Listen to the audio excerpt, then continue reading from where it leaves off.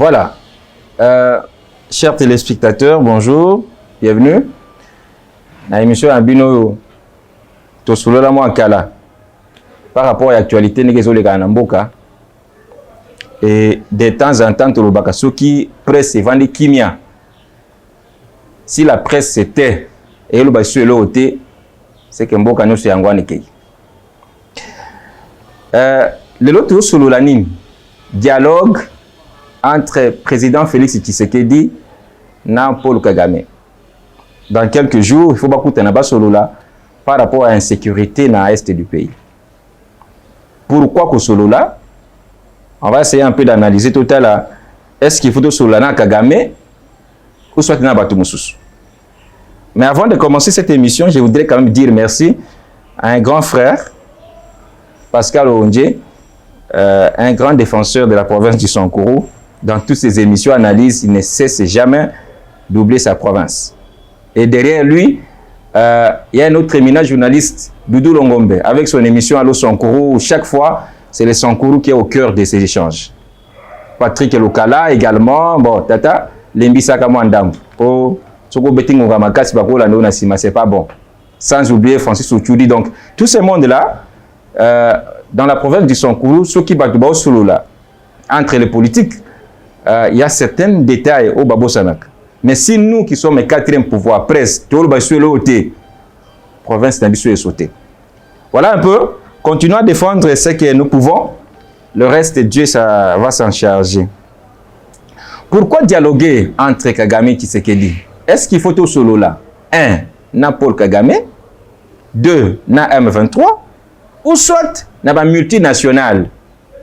Au Balbaka communauté internationale, France, États-Unis, Grande-Bretagne, Belgique, etc. Et s'il faut qu'il y ait cas par cas, Kosulana Kagame, pour quel intérêt? Kagame, neto yebelié, à Motomokoyo, à tout ça kabakor jamais. Ceux qui te zongent moi sima depuis 1994 en accord d'Arusha, lorsqu'il était encore rebelle, tant qu'il combattre la Biarimana. Tilelo, il ne respecte jamais Bakor. Ayana Congo plusieurs fois, kutana mokonzamiso Tshisekedi basolo là, mais nandimita ta accord moko atosango. Qu'est-ce qui peut nous convaincre que le lot suite au Solina Kagame, il va changer sa position? Chaque fois, avant qu'on ait un dialogue, les éléments sont occupés par la localité à Congo. Est-ce qu'il faut parler avec un homme comme ça ou changer de façon à solo là? Bon, il y a un langage apparemment il attend plus le langage d'armes ou autre langage que le langage de dialogue entre Bandeko. Le président Tshisekedi en entrant au pouvoir, montrer sa bonne foi, tout sur le naba voisin, peut-être pour tout le cas Kimi en Afrique centrale. Malheureusement, ça n'a pas tenu. Donc, supposons que les lots à l'obino, nga motonza attaqué sur du pays. Tout ça là est nini.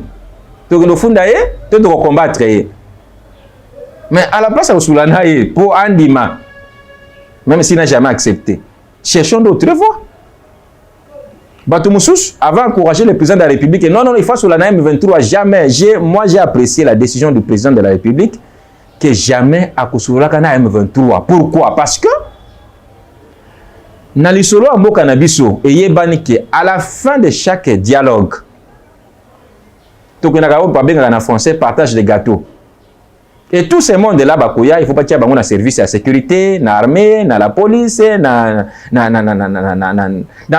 les services d'intelligence, Ambo Kanabiso. Et quelques temps plus tard, les institutions établies en place. Ça ne peut pas marcher. De ce côté-là, j'ai toujours félicité le président de la République pour s'être opposé à négocier dans M23. Mais au-delà de Kagame, au-delà de M23, est-ce qu'il ne faut pas envisager Eloko Moussoussou, par exemple les multinationales, parce qu'on sait que derrière le Rwanda, les États-Unis sont là. Ceux qui sont ouvertement. Tout le monde sait que derrière le Rwanda, il y a les États-Unis, il y a la France, il y a l'Union européenne. Kalaming était tout le monde d'accord, monsieur va signer va soutenir Rwanda et mais boyebi que biloko bozolu bolinga bosomba na Rwanda.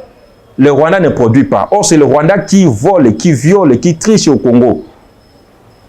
En quelques termes, au président Lobakebi, Union européenne, bah aussi la guerre par procuration. C'est à ce moment-là où la question se pose. Est-ce qu'il faut négocier avec Kagame? Est-ce qu'il faut négocier na supplétif na M23 ou carrément négocier na expatrié, négocier na multinational? Au bazo le Kasima Rwanda, bah ça la Rwanda comme moi chien de chasse na bango en tête Paul Kagame pour nous combattre. Alors, malgré les rapports avec experts aux Nations Unies, c'est documenté. Aucune condamnation en termes de sanctions de la part de la communauté internationale. Sanctions, ils ont raté. Nous demandons au Rwanda de se retirer dans des positions qu'il occupe en RDC. Est-ce que Rwanda a suffi Bisso? Aller un peu plus loin, sanctionner. Alors, on a créé l'ONU, à ma connaissance, depuis 1945. Objectif pour la kimia, la sécurité à travers le monde. Mais il est là, silence des morts. Alors, ce qu'on a dit contour, il y a au président Tshisekedi fois sous le nom Kagame. Moi, je suis allé un peu plus loin pour dire qu'avant cet échange-là, avant ce dialogue-là, j'ai proposé 5 solutions pour que Bisso, RDC, soit appliqué avant que champion Bisso, président de la République, Akino na Kagame. Parmi les solutions, la première solution est de rétablir la peine de mort pour tous les traîtres congolais.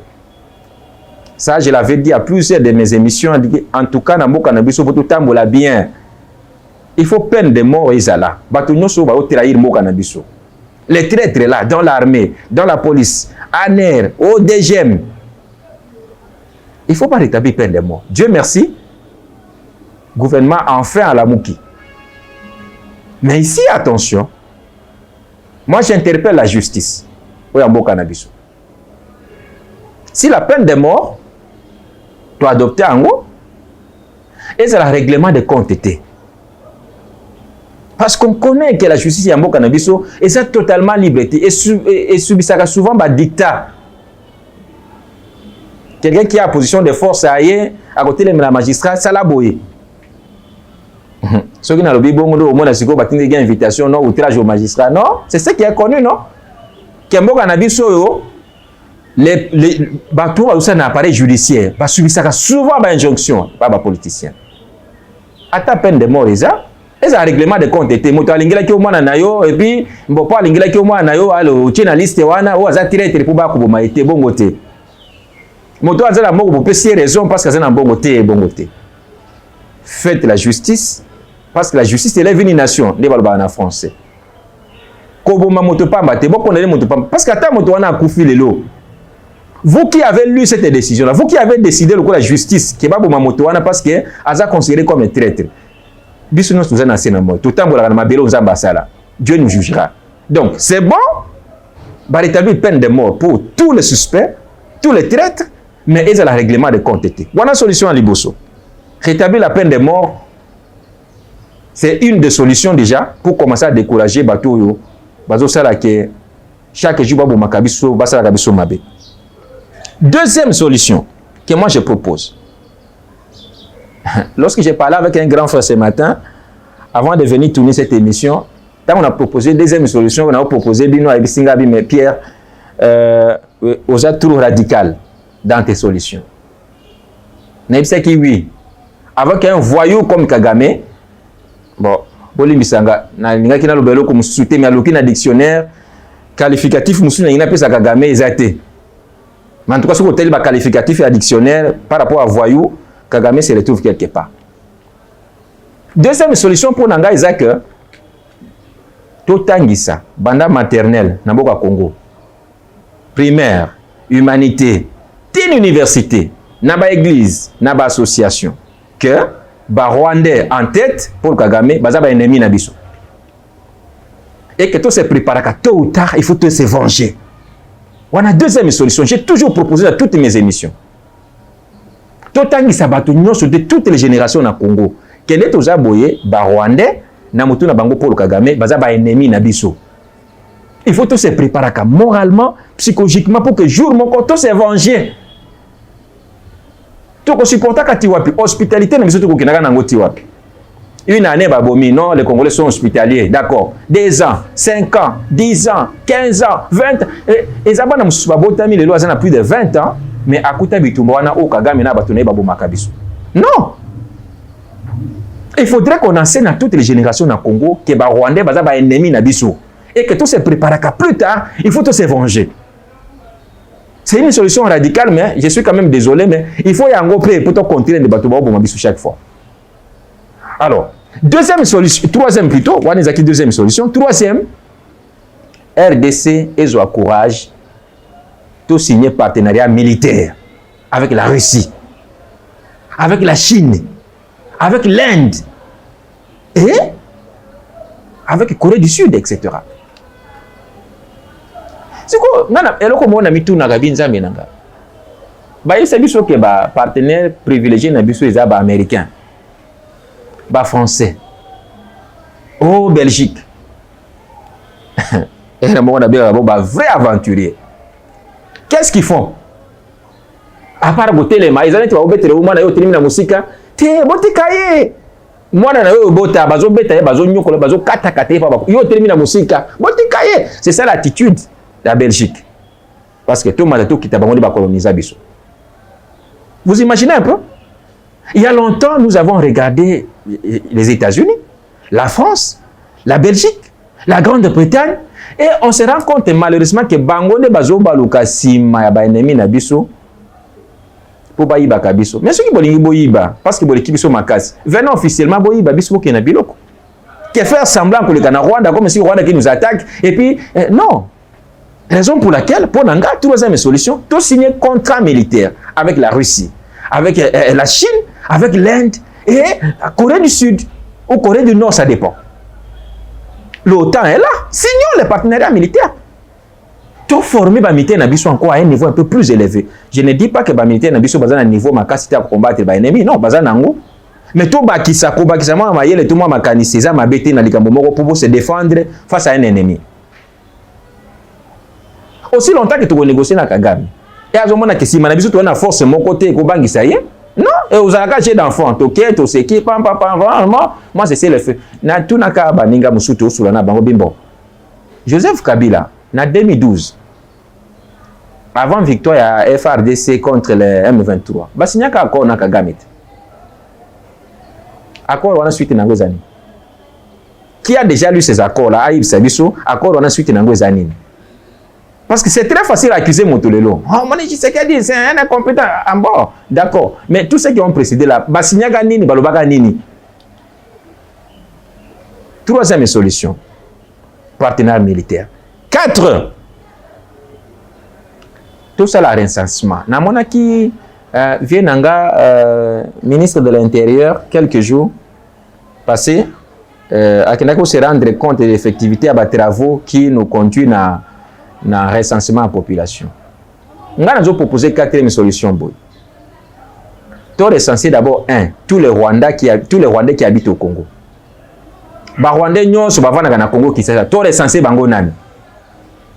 Première opération, tous leurs téléphones touchent à écoute. Aner na biso busaka musala bien. Mais bon, la biso te kaka soki na lobi boye, bon la biso non, ils ont des discours xénophobes, bon alinga a soulever bateau non. Ben ennemi na biso bangoye yo. Ba oboma, ba violer, ba osala makomo so amabe. Mais prenez tous les Rwandais là qui habitent le Congo, bo tia téléphone na bango na ba écoute. Comme ça, à tout moment qu'ils communiquent, vous êtes au courant qu'il y a telle et telle chose, danger comme la biso, tout se défendre. On a des services d'intelligence et je sais que tu as une vidéo à publier, émission Oyo. Je ne manquerai pas de blâme au celle qui la fois passée. Mais toi tu es raciste. Et ça, racisme était question que ceux qui m'ont attaqué, défends-toi, légitime défense. Mettons le téléphone, il y a tous les Rwandais qui habitent au Congo à l'écoute. Comme ça, on sait les surveiller dans n'importe quel geste, n'importe quel mouvement. On a la 4e solution. La 5e solution, on a proposé Ngaï et Pierre Longa. omoni na sepelaki na attitude ya baautorité na biso awa babenganaki Vincent Karega, ambassadeur ya Rwanda na RDC. Mais frontière na biso eza toujours ouvert. Mais si on veut couper une relation diplomatique, tokati relation diplomatique, tobengana ambassadeur, en même temps fermons nos frontières. Les Congolais vont traverser le Rwanda, les Rwandais traversent au Congo, etc. Dans nos frontières à l'est là-bas. Mais finalement, on a fait quoi? Mais on a fait quoi? Fermons nos frontières. C'est seulement là, si tu as une frontière. Ceux qui ont recensé tous les Rwandais dans le Congo, tous les qui font écoute. Tout ici, les Congolais ont une maternelle, une humanité, une université, une église, une association. Que les Rwandais sont ennemis, il faut qu'un jour tout se venger. Tout signer contrat de partenariat militaire, il y a puissance. On a cité notamment la Russie, la Chine, la Corée du Sud, par exemple l'Inde, etc. Et avec la peine de mort qu'on venait de mettre en exergue, mettre en exécution par le gouvernement congolais, des solutions que ça la que mboka na biso totelema quand même faire attendre à toute la communauté internationale que to boyi hypocrisie na bango. Tant que ba Rwandais bazo boma na Congo, problème ezate. Tant que bazo violer ba maman na Congo, problème ezate. Autant ba image mususu horrible au côté lango des fois. Rwanda communauté internationale na miso na mato ekokangama. Tous les défenseurs ya ba ONG à défense des droits de l'homme mais pas biso miso no ekokangama, personne n'en parle. Mais ce qui va restaurer que non to bomba do boma tous les traîtres. Non, quand même, mais ça dit contre les droits de l'homme. Mais les droits de l'homme, c'est la cabine nini. Lorsqu'on vous tue, lorsqu'on nous tue, lorsqu'on fait tout ça. Et ça, la canine. Débande Konanga, quelques réflexions sur la table pour que chacun, parce que moi qui est taboulaka, à fonction de l'idée, à fonction de la volonté, à fonction de l'unité, tout ça. Surtout, ces 5 points-là en exercice, Kagame vous allez obliger à toujours négocier na ya teli sima na biso babe baya ya ba mindo ki ongana na ngote atali sima na biso babe ba congolais ba uni moi na attaquer bango ezate seulement ce niveau là de to komona que Kagame peut fléchir mais aussi longtemps to kinaka na ina ba dialogue sur dialogue rien ne va changer surtout Kagame azomona te que sima na biso moto moko abone naza azomona te que unité na biso ba congolais ezate. Un seul point, pour tous les Congolais sont divisés. Mais nous combattons contre une personne. Mais nous sommes tous divisés, tous gagner une dégâts. Et ça va passer. Mais aussi longtemps que tu vas dans Bongo, avec cette allure, sans que Kagame comprenne que les Congolais sont capables maintenant de faire feu contre lui. Chaque fois, au moins, FARDC va gagner 2-3 localités où ils ont occupé dans M23 Rwandais. Oh, c'est les faits. Oh, la France a bimi. Non, c'est les faits. Oh. Ce qui est fait de ça, c'est quelque part. Non, c'est les faits. Bon, si c'est les faits, en gros, biso ne peut pas banyama babo magabiso et Rwandais ne va battre. Je crois qu'il va falloir que le président de la République ait une décision radicale en cherchant la Russie et les autres grandes puissances au monde, tout ça, le partenariat na bango, créer une unité nationale. D'ailleurs, peut-être pour terminer, c'est là que je vais finir. Que quand le chef de l'État a fait un dialogue national, que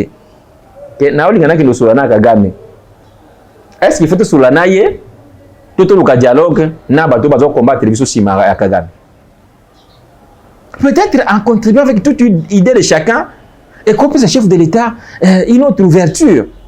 Hier, Zamoto a supposé être informé que les Kabis sont au Congo. Mais je crois que ceux qui assanguissent surtout les Congolais ensemble, qu'est-ce qu'on peut faire? Est-ce qu'il faut tout sur la Kagame? Tout la communauté internationale, c'est la guerre par procuration, notamment l'Union européenne. Comme s'il marchait chez lui. Alors ce sont des vrais aventuriers. Et puis ça mais bon. Aussi longtemps que tu côté les matins pour tous s'opposer, on va continuer à aller de mal en pire. Merci beaucoup. C'était là, c'est quelques 5 points que je voulais partager dans Batonio sur Balanda Gibiso. S'il vous plaît, tant que vous êtes la chaîne Abisso, n'oubliez pas de vous abonner. Et la fois prochaine, après ces échanges entre le président Félix Tshisekedi et Paul Kagame, je reviendrai pour vous dire que Nassina Yebsa qui vient d'avance, que Kagame a négocié n'a été. C'est quelqu'un qui n'écoute que la voix des armes. Merci beaucoup. Ceux qui vous là qui n'ont pas d'image, disons merci à Augustin Kapouya qui était derrière la caméra. Je vous retrouve la fois prochaine dans d'autres thématiques. Au revoir.